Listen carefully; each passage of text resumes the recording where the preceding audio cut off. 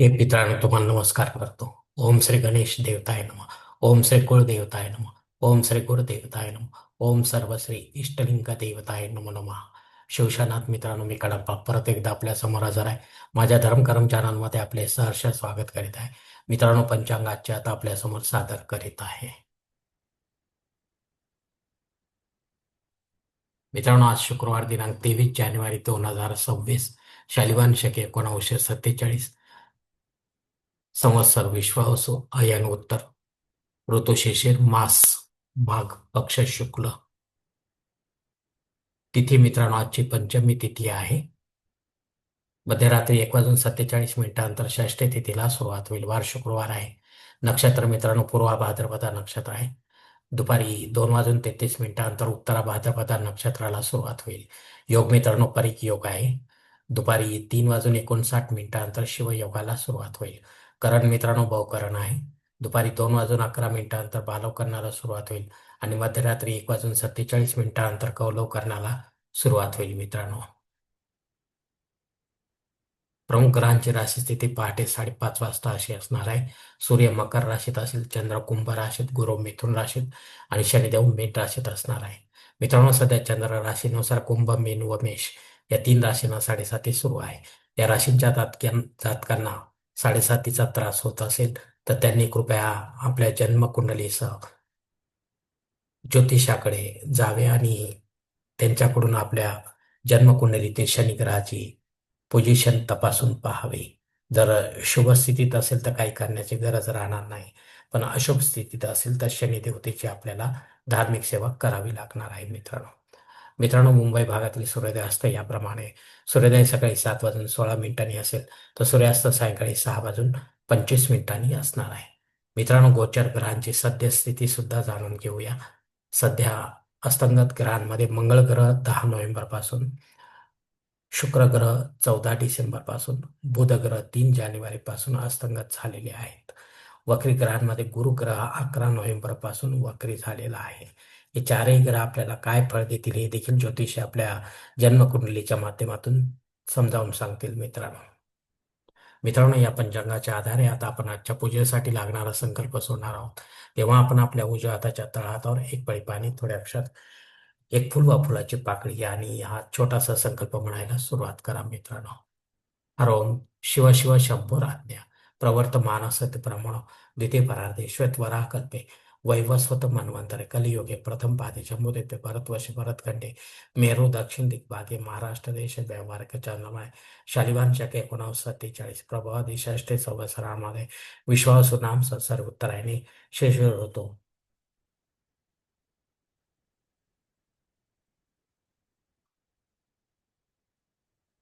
माघ मासे शुक्ल पक्षे भृगुवासरे पूर्वा भाद्रपदा नक्षत्रे परिग योगे बहुकर्णे पंचमी शुभतिथ वीरगोत्रात उत्पन्नामी कडप्पा मोह पात्र दुरित क्षयद्वारा श्री पार्वती पती परमेश्वर प्रीत्यर्थ विधिवत नित्य देवपूजा एवं इष्टलिंग पूजा करिष्ये.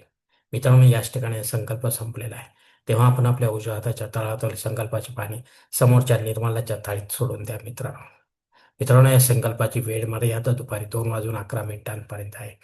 या वेळेनंतरही आपल्याला संकल्प सोडायचा असेल कुठल्याही धार्मिक विधीच्या संपन्नतेसाठी तर कृपा करून आपण वरील बदललेल्या पंचांगाचा आधार घ्यायचा आहे.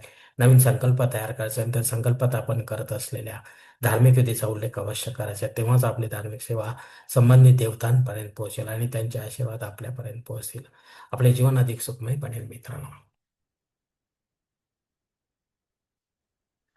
मित्रांनो, आता मुहूर्त विभागामध्ये पाहूया. धार्मिक विधी आणि त्यांचे मुहूर्त काळ याप्रमाणे दिलेले आहेत. सर्वात प्रथम साखरपुडा यासाठी मुहूर्त दिले दिनांक 24, 25, 28 फेब्रुवारी, दिनांक 3, 5, 6, 7, 8, 10, 12 आणि 13. डोहाळ जेवणासाठी मुहूर्त दिले दिनांक 25, 29 फेब्रुवारी, दिनांक 1 आणि 6. बारसे करण्यासाठी मुहूर्त दिले दिनांक 23, 25, 28, 29 फेब्रुवारी, दिनांक 1, 6, 8. जावळ काढण्यासाठी मुहूर्त दिले दिनांक 25, 26 फेब्रुवारी, दिनांक 6. गृहप्रवेश करण्यासाठी मुहूर्त दिले दिनांक 24, 25, 26, 28 फेब्रुवारी, दिनांक 6, 7 आणि 13. आता मुहूर्ताच्या दुसऱ्या भागात देखील पाहूया. मित्रांनो, उपनयन करण्यासाठी 4 फेब्रुवारी, विवाह करण्यासाठी 3 फेब्रुवारी, वास्तुशांती करण्यासाठी 6 फेब्रुवारी, भूमिपूजन व पायाभरणी करण्यासाठी 4 फेब्रुवारी व देवमूर्तीची प्राणप्रतिष्ठा करण्यासाठी 6 फेब्रुवारी शिवाय मुहूर्त नाही मित्रांनो. मित्रांनो, या मधल्या काळामध्ये शुक्र ग्रहाचा अस्त असल्यामुळे या विधींचा कारक ग्रह तोच आहे. त्यामुळे या काळामध्ये आपल्याला कुठल्याही विधीसाठी मुहूर्त मिळणार नाहीत मित्रांनो. मित्रांनो, वरील काही मुहूर्तांच्या तारखेत वेळेची मर्यादा देखील असू शकते. कृपया ते जाणून घेण्यासाठी आपण मला कॉमेंट्स बॉक्समध्ये विचारावे किंवा योग्य पुरवठ्यास व पंचांगधारकास संपर्क साधावा आणि मगच आपल्या जन्मकुंडलीच्या आधारे आपल्यासाठी योग्य असा मुहूर्त निवडावा मित्रांनो, जेणेकरून आपल्या मुहूर्तामध्ये कोणत्याही प्रकारची बाधा उत्पन्न होणार नाही आणि मुहूर्ताचा पूर्णपणे लाभ आपल्याला मिळेल मित्रांनो. आणि असा मुहूर्त जर आपल्याला मिळत नसेल तर मग मात्र आपण स्वतःहून किंवा पंडिताच्या माध्यमातून यापेक्षा वेगळा काही मुहूर्त निर्माण करण्याचा प्रयत्न करू नका. कारण मुळात तो मुहूर्तच नसल्यामुळे त्याचा आपल्याला काही एक उपयोग होणार नाही मित्रांनो.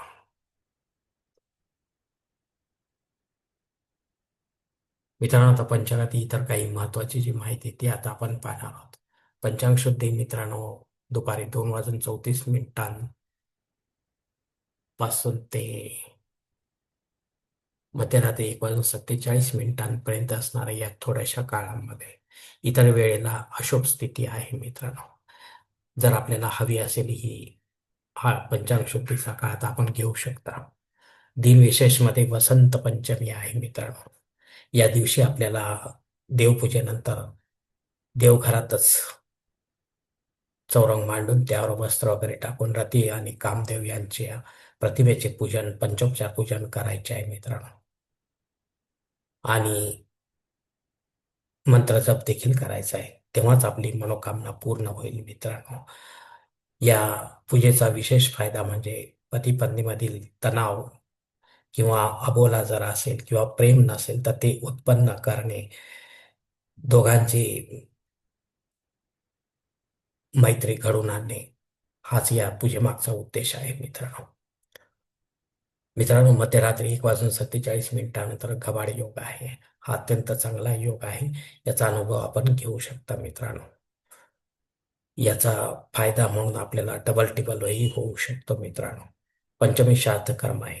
या तिथीवर जर आपल्याशी संबंधित कोणी नातेवाईक किंवा आपल्यावर अवलंबून असलेले नातेवाईक आपल्याला सोडून परलोकात निघून गेले असेल तर त्यांच्या नावाने आपल्याला पिंडदानयुक्त श्राद्धकर्म करणं गरजेचे आहे. घरी करा किंवा तीर्थक्षेत्री करा, पण विधिवत करा, पंडिताच्या माध्यमातून करा आणि अपराह्न काळातच करा. तेव्हाच आपली पितरसेवा आपल्या पितरांपर्यंत पोहोचेल आणि त्यांचे आशीर्वाद आपल्यापर्यंत पोहोचतील. आपले जीवन अधिक सुखमय बनेल मित्रांनो. मित्रांनो, अग्नी पृथ्वीवर मध्यरात्री 1:47 हजर आहे, त्यानंतर नाही. त्यामुळे आपल्याला नव्याने काही होम यज्ञ कर्मकांड करायचे असेल तर आपण करू शकता, पण पुढे जाऊन ते बंद पडतील तर आपल्याला त्याचा दोष देखील लागू शकतो मित्रांनो. मित्रांनो, राहू काळ सकाळी 10:30 ते 12 वाजेपर्यंत आहे. या 1.5 तासाच्या काळामध्ये राहू अत्यंत प्रभावी असल्यामुळे तो आपल्या कामांमध्ये अडथळे निर्माण करणार मित्रांनो. तेव्हा विशेष किंवा महत्वाची कामे या काळात करू नका. जी रेग्युलर आहे तीच कामे करा मित्रांनो. धन्यवाद मित्रांनो. आजचा हा पंचांगासंबंधीचा व्हिडिओ मी याच ठिकाणी संपत आहे. आपण जर माझ्या मतात सहमत असेल तर कृपया माझे धर्मकरम चॅनल सबस्क्राईब करा, लाईक करा, आपले कुटुंब व मित्रपरिवारासह शेअर करा. तसेच कॉमेंट्स बॉक्समध्ये आपले मत अवश्य नोंदवा आणि माझा पुढील व्हिडिओ आपल्यापर्यंत पोहोचण्यासाठी बेल बटन अवश्य दाबा. धन्यवाद मित्रांनो. पुढील भेटीपर्यंत आपण खुश राहा, आनंदी राहा, प्रसन्न राहा. हरि ओम. शिवशंभो महादेव.